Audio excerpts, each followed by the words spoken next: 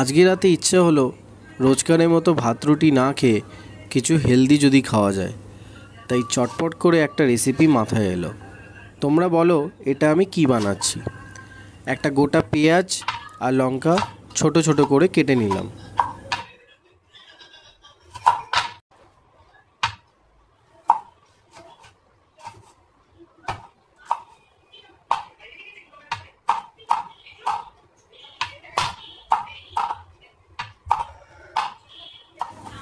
এতক্ষণে বুঝেই গেছো হয়তো আমি কি বানাচ্ছি। আমার একটু ছাতুর পরিমাণটা বুঝতে অসুবিধা হয়েছিল, তাই ভুল করে একটু বেশি নিয়ে ফেলেছিলাম।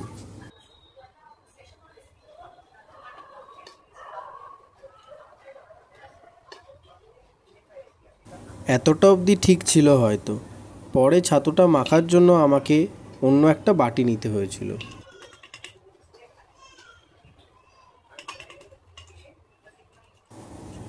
এরপর কেটে রাখা পেঁয়াজ, লঙ্কা আর অল্প অল্প জল দিয়ে ভালোভাবে মিশিয়ে নিচ্ছিলাম।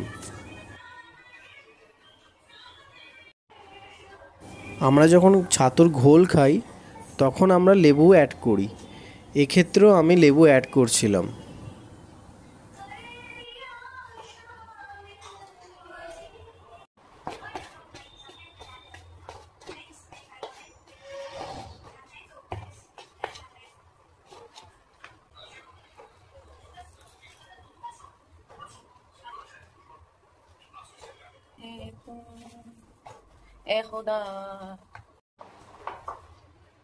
স্বাদের জন্য একটু নুন অ্যাড করলাম, আর অনেকে সর্ষের তেল ব্যবহার করে, কিন্তু আমি তার জায়গায় আচার দিলাম একটু টেস্টি বানাবার জন্য।